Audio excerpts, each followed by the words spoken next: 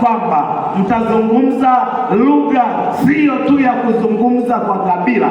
Anataka kusema mtaishi maisha mapya tangu hapo, kuzungumza kwa lugha mpya. Nataka kukuongezea, maana wakati mwingine umetishwa tu na watu wengine wanapozungumza lugha ambayo wewe huielewi. Wakati mwingine wengine wamekadilishana lugha, yani kuzungumza kwa lugha mpya, namna ambavyo watu wanahamu na kuzitafuta nguvu za Mungu za Roho Mtakatifu. Wengine wamekadilishwa lugha kwamba tamka tu maneno yasiyoeleweka, tamka tu wewe yanayekuja, tamka tu saka takaraga barada, tamka tu yakao ya hayaeleweki, wewe tamka. Wamedhani hiyo ndio nguvu ya Roho Mtakatifu. Wengine wamefundishwa hiyo lugha, wamekadirishwa maneno na lugha ambayo hata labda sio ya mbinguni na wala haifahamiki, ili tu wakoge na kujivuna mbele ya watu wengine kuwa wana nguvu za Roho Mtakatifu. Nataka kukuongezea kitu kingine,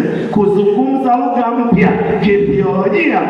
Sikatai hiyo ya kuzungumza, maana Biblia imesema wazi kwamba ilishuka lugha ambayo walizungumza hawakuwa wanaijua. Sio kwamba ninakana hiyo nguvu ya lugha mpya, ilikuwepo kweli, lakini nataka nikuongezee faida.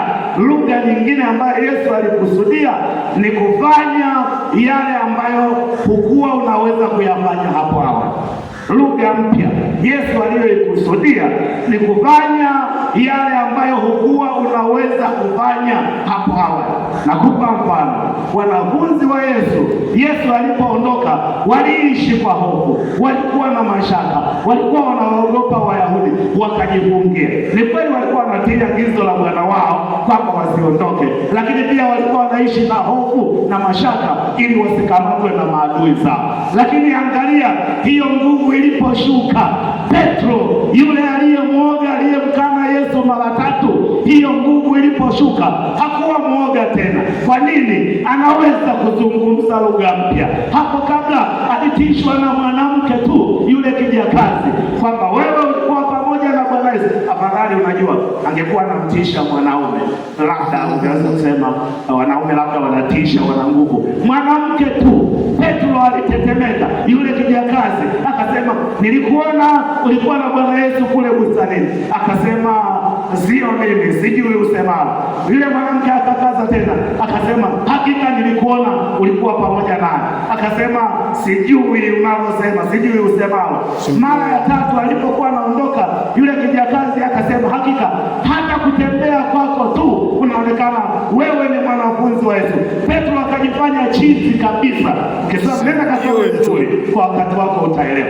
Petro swali lile alilouliza mara ya 3 anajifanya chizi kabisa, hata anasema sijui usemalo. Mwanzo alikuwa anajadiliana vizuri, anasema sio mimi, lakini la mwisho alipobana anajifanya chizi kiasi kwamba haelewi, anasema hata unachosema mimi sijui.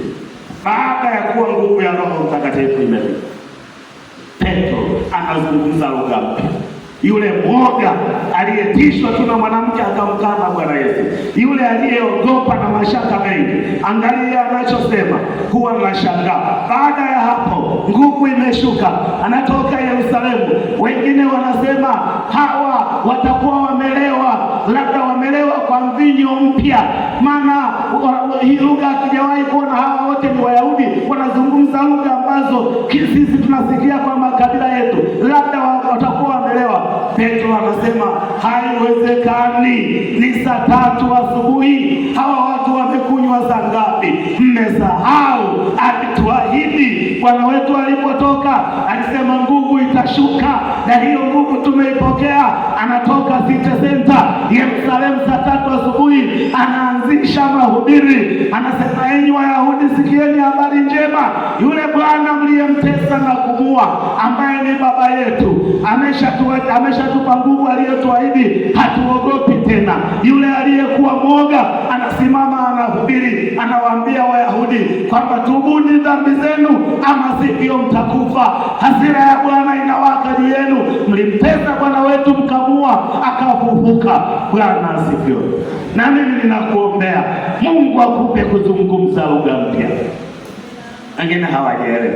Ninakuombea baada ya Pentekoste, baada ya Pentekoste. Hiki ni kipindi cha majira ya Pentekoste, ni kipindi cha nguvu ya kanisa, ni kipindi ambacho Mungu ametukumbuka tena. Hatuna hofu na mashaka. Huenda kuna namna ulikuwa unaishi, kuna